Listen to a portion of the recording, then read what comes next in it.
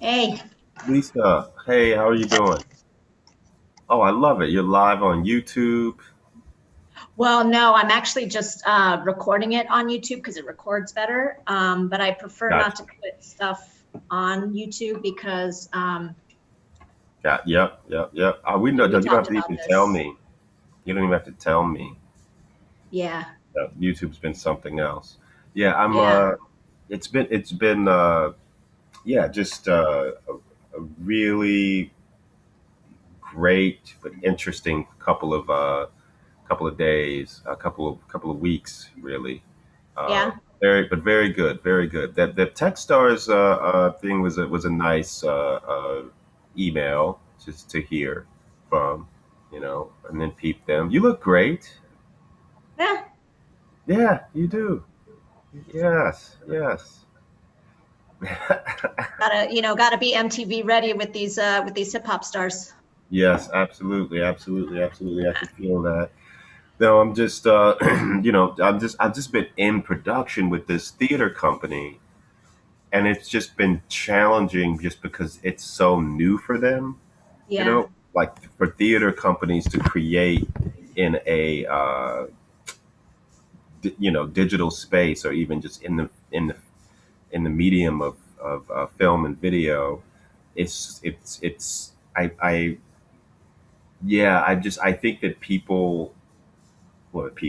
that sometimes when the organizations aren't used to doing it, I think that. so hold on one sec. I'm gonna bring in King Kaka's manager. Oh, beautiful.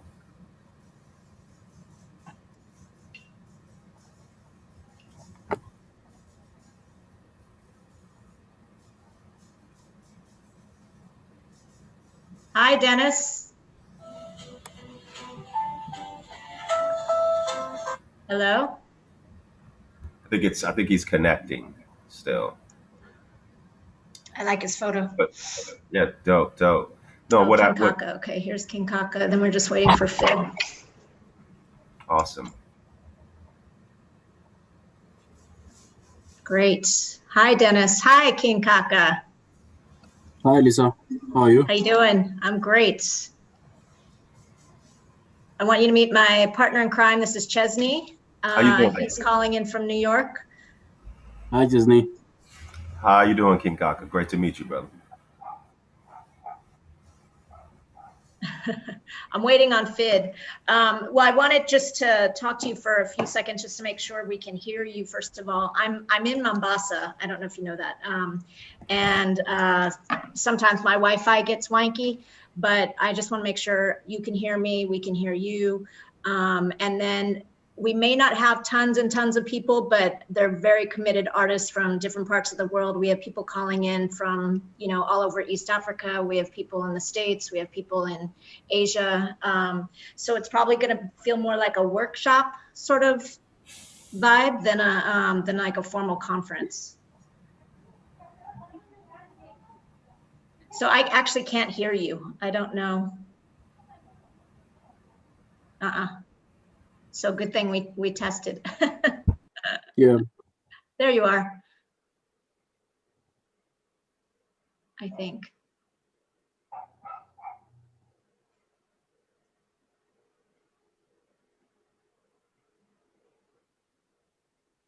Thanks for setting this up, Dennis.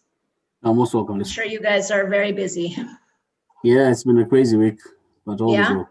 Yeah. always. Yeah, I watch you guys, and it looks like you're doing great stuff. So Yeah.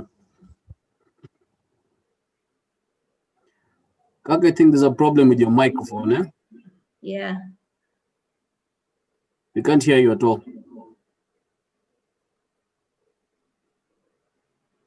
So I'm actually Can you gonna hear me now? start.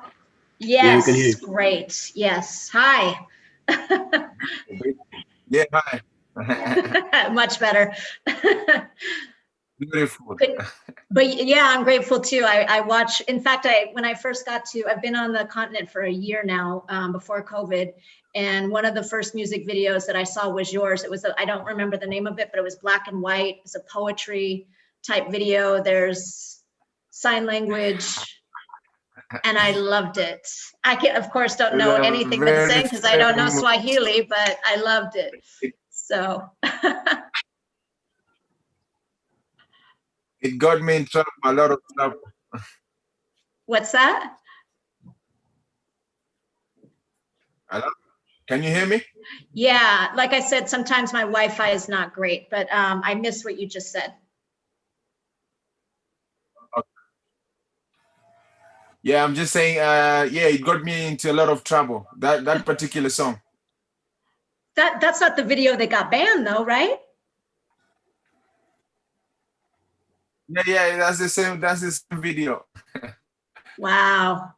Okay, well, I can't speak to it because I don't actually know what it said. I just looked at the visuals, and I work with a lot of poets in the States. I actually won an Emmy for a video that I did, or a film that I did with a poet, and it's in black and white, or one of my poetry videos is in black and white. It's on climate change. I'll share it with you if you want to check it out, but I'm a big fan of black and white. And so when I saw it, I was just like, I love this video. I have no idea what it's saying, but I loved it. So Nice. I'm gonna let doing something right, you know. Yeah, exactly. And also, just to give a little shout out of Chesney, he's like a pioneering beatboxing figure in New York City. Like when you mention beatboxing in New York City, Chesney is the name that pops up. So he's done a lot of incredible work. He's also a Broadway theater actor. You can introduce yourself briefly. Sure. So I'm a beatboxer, spoken word artist. I founded the American Beatboxing Championships and have and worked to found the World Beatbox Association. So I've done a lot of work within hip hop culture with regards to like hip hop and education. Okay, so I got to interrupt you, Chesney. So it's 10 o'clock, so I'm going to start letting folks in. But I just also wanted to quickly shout out Fid Q, who's our Tanzanian artist, very good friend of mine, long-term friend of mine. What's up, Fid?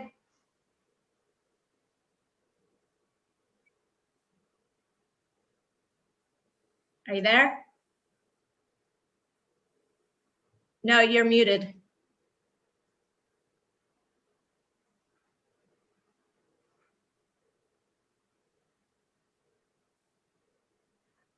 Okay, I'm going to start letting folks in now since it's 10 o'clock. Hold on. Can you hear me now? Yep. Okay. Okay. I don't know. We don't see you though. You can't see me now, and the only option that I have now is to leave. Leave where? Hey, we okay now? We're cool? Yeah, we're cool. All right. Let's do this now. Hi, everyone. Good morning. Morning, afternoon. So as usual, I think people are going to be trickling in, but wanted to thank you and welcome you back. This is our third day of the festival. As I was explaining to King Kaka and Fid, this is really much more of a space where artists are coming together in a more of a workshop environment than a traditional conference or festival. But we've had a great few days. We had a day focused on art as protest against police brutality yesterday. Really powerful speakers doing really important work. We've had a day where we're introducing a lot of the artists who are in the festival. And today's super exciting. We're gonna focus on hip hop advocacy for the Sustainable Development Goals. So looking at how hip hop, how artists align themselves with causes, with agencies, with brands, and how we can facilitate and encourage young artists or up and coming artists to also align with some of these agencies in these goals in a responsible way. I can speak for myself, and people know this, that I'm super excited to see more and more artists in sort of the UN NGO space. It's now become quite popular and a little bit, I would say, trendy, but with it, I think there's still a lot of ethical considerations we need to think about. I think we need to challenge institutions that are asking artists to work for free. I think we need to mentor young artists on how to stand up for the things that they need, whether it's their intellectual property rights, whether it's getting paid, whether it's getting recognition, and all of that. And so I'm really honored to have two of East Africa's like most powerful hip hop artists on the call. And for them to talk about sort of the experiences and partnerships that they've been involved in, and maybe also, you know, give us some advice on some things that maybe worked well, some things that didn't work well. I worked with Fid on a film where Common narrated the English version of the film, Fid narrated the Swahili version. And while there were some great things that came out of that, I think there was also some lessons to be learned, right, Fid? And so, yeah, so I'm interested in having a conversation about how do we create meaningful and sustainable partnerships on both sides to promote sustainability and to promote a more equitable and sustainable world. And so this is my first time meeting King Kaka. I follow his work, a fan from afar. So I wanted to maybe turn it over to you to do a quick introduction of who you are, maybe some of the work you've done. I know you're a UNICEF ambassador. I also know you've done some interesting work around girls' empowerment and menstrual health, which is amazing to see a man engage in some of these issues. So I'm just going to turn the floor over to you. If you want to do a quick introduction, tell us a little bit about yourself, where you're calling from, it would be great. All right.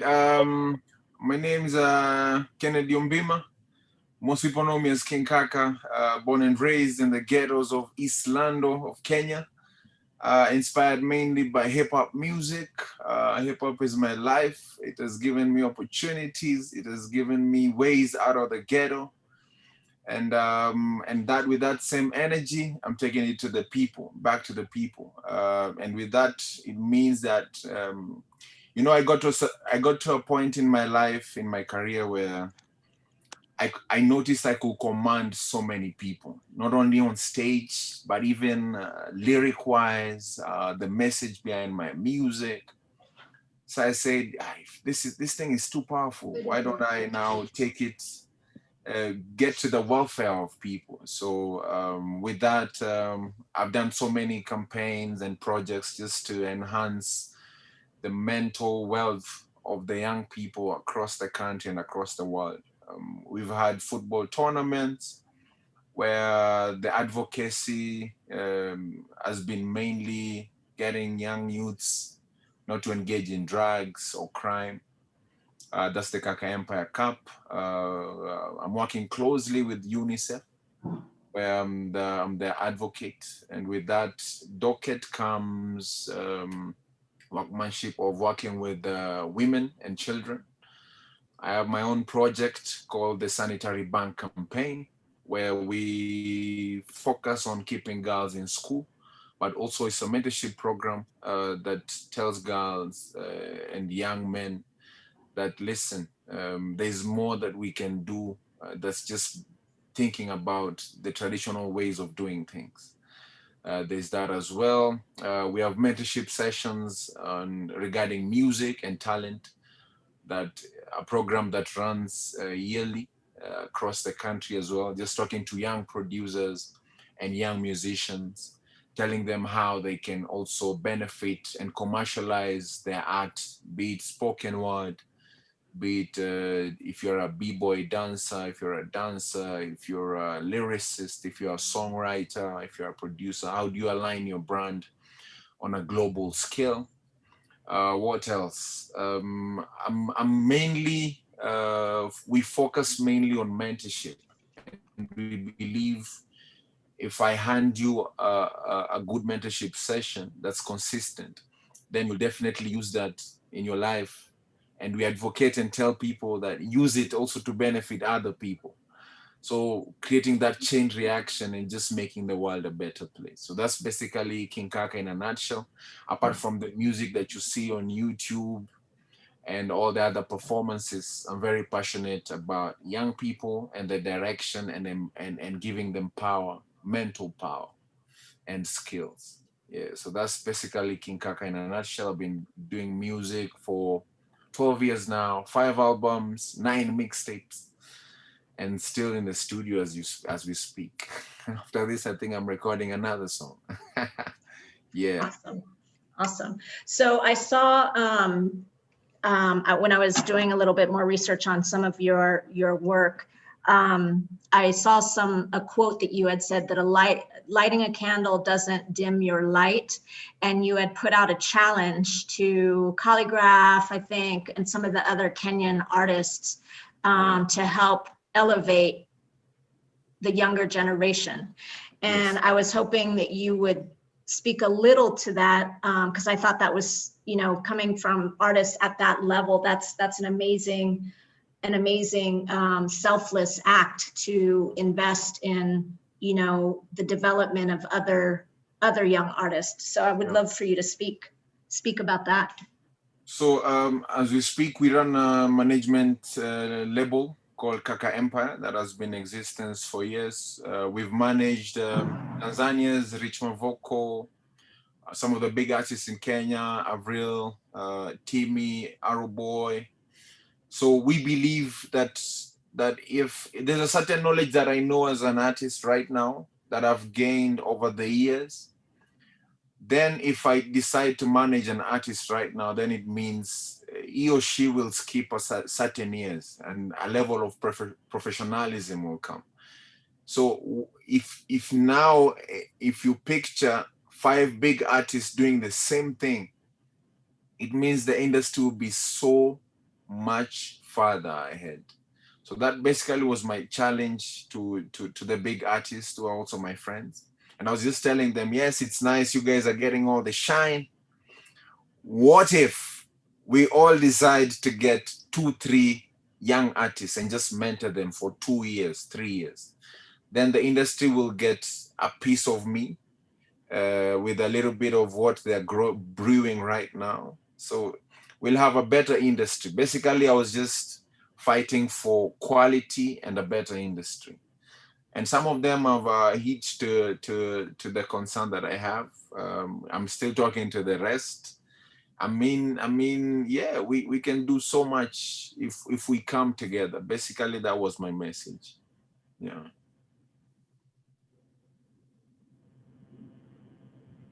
I think our moderator is out. Yeah. How you doing though? I'm good, bro. Actually, Feed, if you guys don't know, Feed is one of my favorite rappers over the years, man. I used to go to cyber cafes and just check out his music. Wow, when was I was that? so excited once. That was a while back, man. When remind me, I told you. Remember when Tuva called you on radio and you said you're one of the artists I'm really keen on is King. Yeah. And I was so excited. I told my peers, like, yo, Feed Q just recognized me, man. So just being here on the same panel with you is an honor, bro. Tell you what, bro, it's an honor having a convo with you. Let me just say one thing. I was actually scrolling down my YouTube, then I came across this track of yours, which is Dodoma. That's the name of the track, yeah? Yeah, Dodoma, yeah. Yeah, I was proper moved with that track, man. That's you caught me off guard. I was listening to it, I was like, wow, this is a poet and a half. I love that track up to date. It is one of my favorite tracks from you, bro. Thank you. And it's not because you shouted me out. It's not because of the shout out. Yeah. Get it right. It's because you truly went in on that track. That's why it's still my favorite. Oh, Lisa, you back now? And Lisa, you're out. You're back now. So she's actually somewhere enjoying this combo, which is good. So yeah, it's an honor to have you here on board, King Kaka. And you've been doing great job. I've been following the Kaka Empire. Major moves, bro. Major moves. And I was in touch with Provoke like 2 weeks ago. He also told me like he's in your team now. You guys actually doing some really, really great stuff, man. I'm a fan too. And I really appreciate you. Same here, bro. Just keep on pushing the envelope, you understand what I mean? Yeah, for those who are actually watching right now, my name is Farid Kubanda, but I'm also known as VQ. you, born and raised in Mwanza. Mwanza is in Tanzania, actually. Yeah. Mwanza is in northern part of Tanzania, where Lake Victoria is at. But, you know, apart from being, you know, a hip-hop artist and a poet, I'm a bit of everything. They call me the jack of all trades. Is that right, jack of all trades? Lisa, are you there?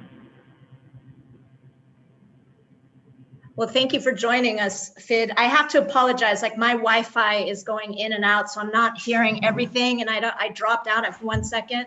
But but thank you both for coming. And for those who are on this call, if you don't know these two artists, they are remarkable. They have huge followings, but I'm particularly impressed by the work that they're doing to like uplift the community.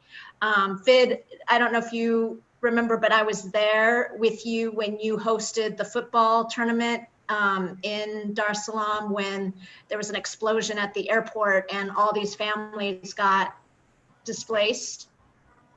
Yeah. And you went ahead and organized, you called the president. I believe you called him on your cell phone or your, you know, dial, like, let me talk to the president of Tanzania. Let me do something to help my people. He organized a football match that was packed. I mean, there was probably like, what, 10,000, 15,000 people who arrived. He made the tickets really affordable so that, you know, a lot of people can come and check this out. And it was a football or soccer match between Tanzanian actors and Tanzanian musicians. And it was like, it was such a great day. And I don't know how I know this, but I also thought this was so impressive that one cell phone company wanted to come on as a sponsor. And you said you didn't want any sponsors. You just wanted to do this on your own. And you ended up raising, I believe it was like $75,000 from that event. Am I describing this? Actually raised up to $150,000. Exactly, And this was just Fid using his power as a celebrity in Tanzania, and his connections and just his good heart. He's a good human being. I love that I have my friendship with Fid. And so as I'm learning about King Kaka and learning about the work that he's doing for young women and girls, I just think, yeah, go ahead. Sorry to cut you out. I wanted to say something there. The reason why we rejected that offer from that big corporate company is because they wanted to cover everything, but it was a charitable event. So we needed, like, you know, we wanted everyone to share something, because, you know, it was a charitable event. So that's the reason why we rejected that offer. Because I wasn't sure to have that sense of, you know, humanity, like, you know, you sharing something, which is sharing is caring. Like, you know, you contribute something to the cause. That's what I mean. Yeah, and I wanted to add on to that, you know, some people are like, oh my God, it's so amazing that this big artist is putting his name behind this cause. And I'm like, yeah, but they're hip hop artists. Like, that's part of the culture. You know, conscious artists are always, I feel like, dedicating their music, their art, or even just their power as artists to uplift the community. And so I wanted to take this time to also ask you, for those artists who are either up and coming or have are committed to a certain issue that they want to solve, whether it's, I don't know, domestic violence or racial equality or climate change or whatever, and they want to lend their voice or their power as artists to these causes or these organizations. Like, what are some of the pieces of advice you would give in terms of who to align with, what you might ask of them, things that maybe you would say no to in a certain way? You know, maybe there's an organization that wants you to do certain things as an ambassador that you don't feel comfortable with, anything of that sort. I'm curious from your perspective, the process you go through in making the decision to align yourself with a movement, a brand, an organization or whatnot, and what advice you would share with other artists who are interested in doing the same. Well, there is something called, giving back to the community. Okay. Uh, I just had this convo with my friend last night. We were talking about this new school, this new quad. And he was insisting, like, they are all uncultured, unethical. All they care about is fame and money and stuff like that. They don't really care about their community and stuff like that. But the truth is, I think they need, that person will be, be like, kind of like the light to show him the way. You understand what I mean? And all I can say is there is nothing more powerful than, giving. There is more joy into giving than, receiving. So if you know that very well, then just, all difficulties will retire.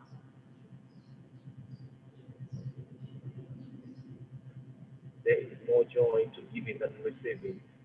That's my word.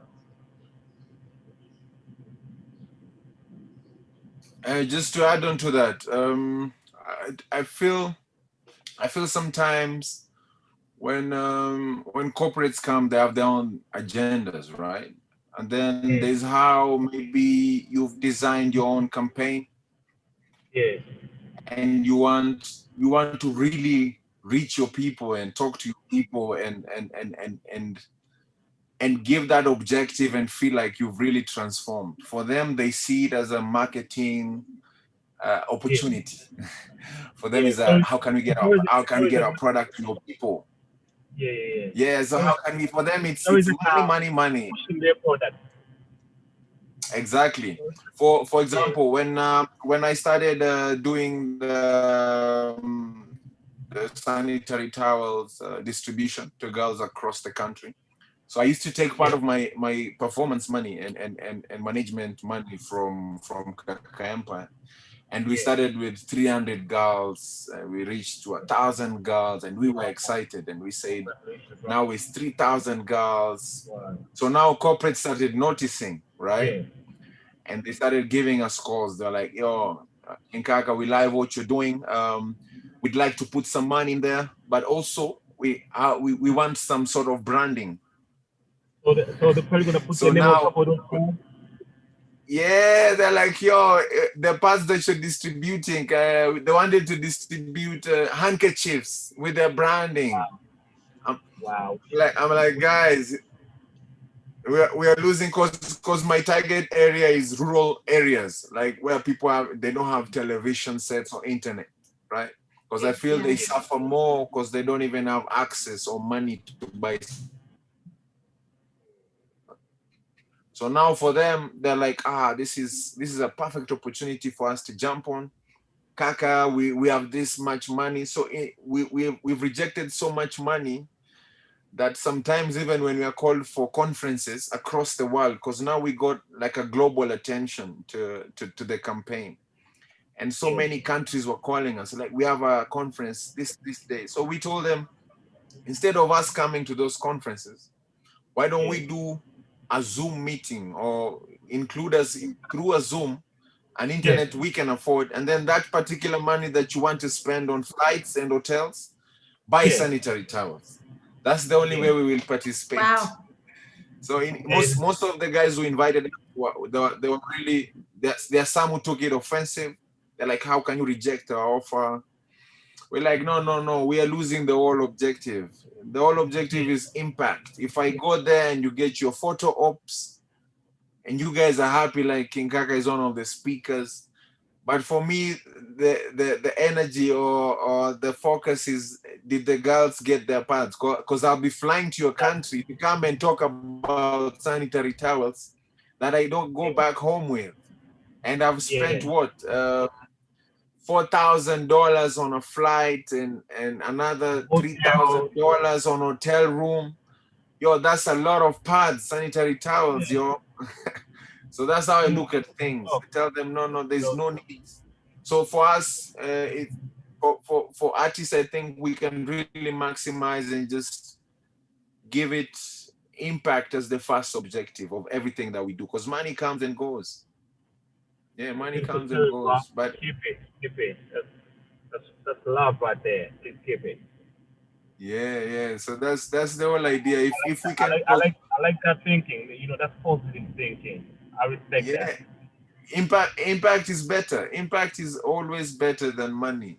Impact is better than money.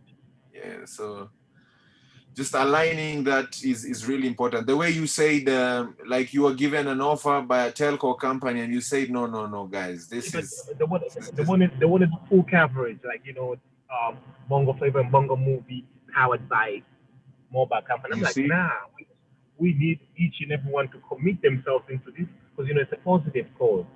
You understand what I mean? And it feels really good, like you just throw your coin there and it actually made some changes. You know what I'm saying? It makes it feel like part of the family.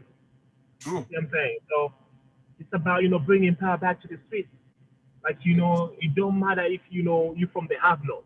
As long as you can contribute something, then definitely you are part of the community. Yeah, that single coin. Exactly. Yeah. The impact of you We just we saying, just I was part. let them figure out. We just can't ignore these people because they got cents or whatever like it's just coins or and just devalue them. No, it doesn't work like that. When it comes to community stuff, it's for each and every one of us to commit themselves fully into that cause. So that was my main focus, and I'm glad that Lisa was there. And she actually spoke about our former president Kikwete. Kikwete is a good guy. He's a good guy, man, and he's actually down to earth type of person, and the best we ever had. So that's all I can say. I don't want to get political.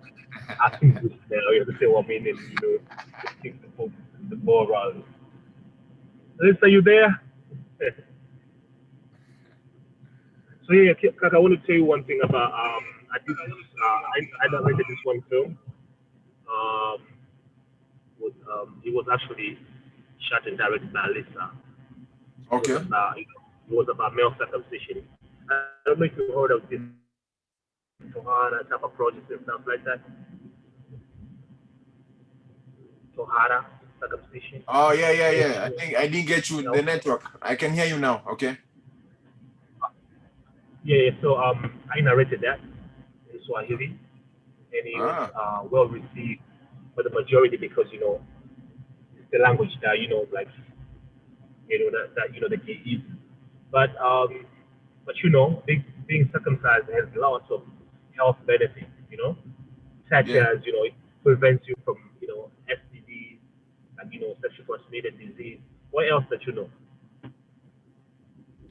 Actually, main reason why I know circumcision is important, even beside the whole African culture beliefs and just password into manhood, the whole idea that it's healthy, it's really important, and it should be what I'm advocating. Actually, I love the idea is that now it should be safe. Yeah. It should be safe because we've had so many cases. I saw some news article the other day where I don't know, two boys died in Kenya the other day because they were doing traditional circumcision ceremony. Oh, wow.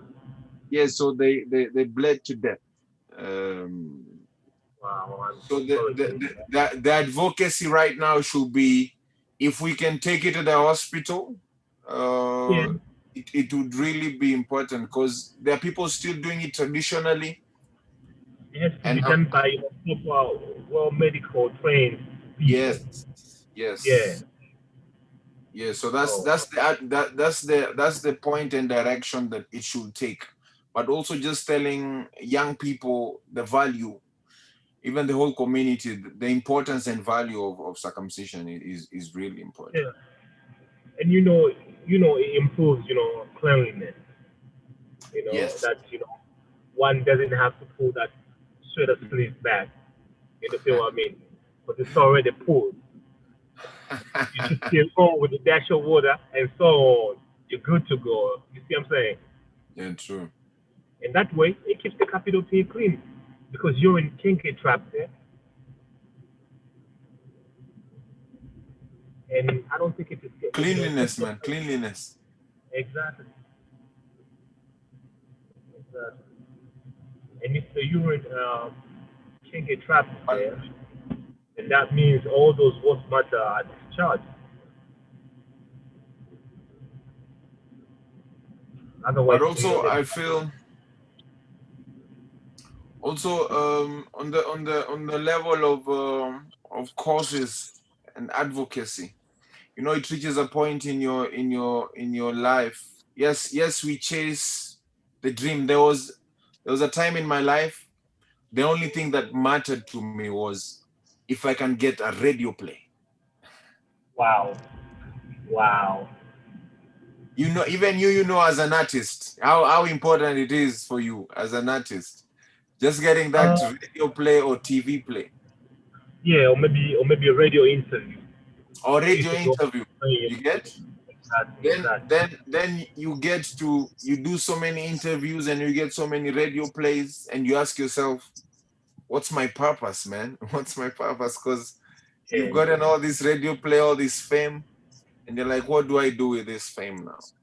Exactly, because you know, without nothing, you know, if you have nothing positive, then it's all wasted. Your talent is wasted. If you're not doing something that will change your community and make it, you know, a better place, then you know, it's all wasted. You know. Yeah. So now I would advise literally all the people who have power that we should always go back. Always, because service to mankind and humanity is everything. Is everything. Is everything. You lose nothing. You lose nothing. There's a level of satisfaction that comes with it. Sometimes when we go and do those visits, we get testimonials from young girls and just their parents, and I would tell you this for free, that the testimonials for us is the sweetest part of the visits, and just getting young girls and boys in rural areas saying that we didn't know this could happen, and just seeing life from this perspective, and now you guys have showed us that it's possible. Yeah. Yo, that is peaceful. That's really powerful. You're doing a great job, bro. I want you to understand that.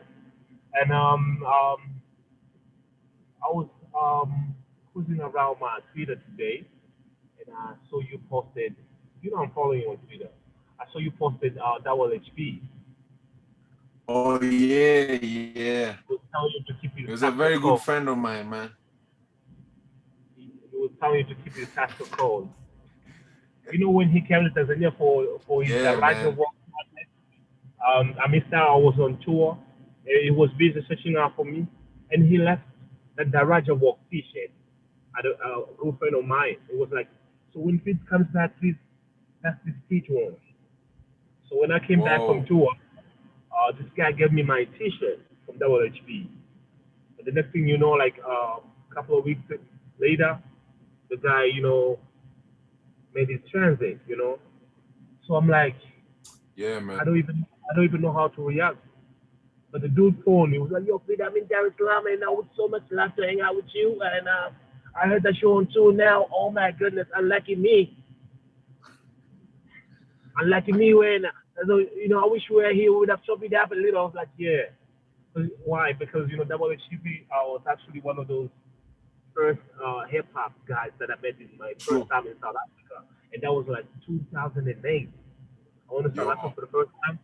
And then same night, they had a show at the Baseline. There was a place called the Baseline. It's in downtown Johannesburg. I went there, and WHP was on stage performing with Plumi and Zubo, and I just don't remember the other artist names, but he was there, and I was proper inspired by the way, you know, the way I performed with band, that performance was, I don't know, it's still one of my favorite performances I've ever seen, from Africa, So those two guys like Double HP and Tumi, they've been a huge inspiration to me for a little while now. So his transition, it just left me stranded out here. I don't know how to react to that. I don't know how to react. But when you posted that, I was like, I was Yeah, asking man. you, like, what was on your mind? What happened? What made you post that?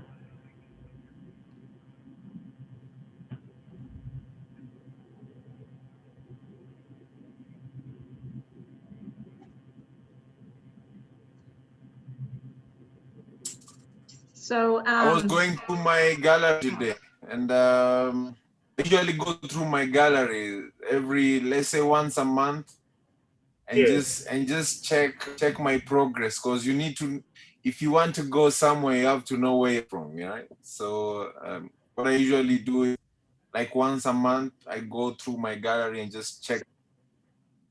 Oh. Hello? All right. Yeah, I hear you. I'm here. Yeah. So when I came across that, I was like, I just remembered there was a time when he came to Kenya, and he was one of my African heroes in terms of rap music, and I really wanted to do a song with him. So I reached out to Buddha Blaze, and I told Blaze, yo, I would really love to get on a track with Double HP. And we had set up the track, and Provoke produced the track, and we hooked up. And guess what? He was shooting his Coke studio, but the guy made time, man, and he came to the studio and recorded his verse. And he's fast. It was like he's this type of artist that you go to the studio when the producer is busy making beats, he's also writing his verses. Yes.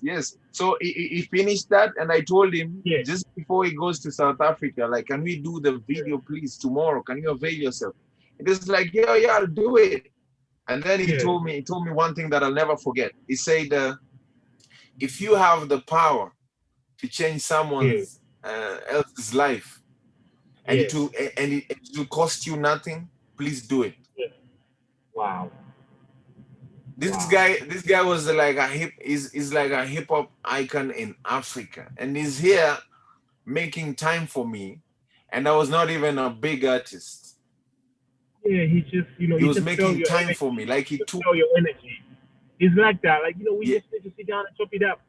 You don't have to rush to the studio. He was like, okay, just hang around and chop it out, and that's it. And then you hang out with him for a while, and they'll be like, maybe we should hit the studio now. He's like that. Yeah. He goes with the energy flow. He had very good and high spirit, man. We miss him. Provox is like, I remember that day. Oh yeah, Pro is here. I saw that. Yeah, Pro is here. Oh, what up, man? Yeah, like Double HP easy guy. So do you still remember, like, what was that Daraja walk for? I remember. Like he was the walk, the Daraja walk. The whole idea. His idea was when we talked to him. He said it was about unity, because Daraja means bridge, right? Yeah. So it was bridging all these communities that are across Africa. So it's all peace. How can we coexist? And what's behind Daraja is love. Like that was his vibe. He was always like, yo, like, you guys wish it's all love, because he had a really good energy and peace, and it could rub off you. Yeah, that energy is uncomparable. I'm telling you that, because he came to TZ and he recorded with like 4 artists. He recorded with Daniel, Henry the First, Chris Mitindo. He wanted to have me on the track. I wasn't around, and I don't know, man. I don't know, but if only wishes were horses. You know what I'm saying? Long live. Yeah, man. I think that's the same energy we should all have. So I have a question. I want to chime in real quick. I love that you guys are having this like bonding moment. It's fantastic. It's very fun to watch. It's comfortable for you because you're intimate. You guys need to like link up soon. And I apologize, my Wi-Fi is horrific. But so my question is, sorry, let me get out of here.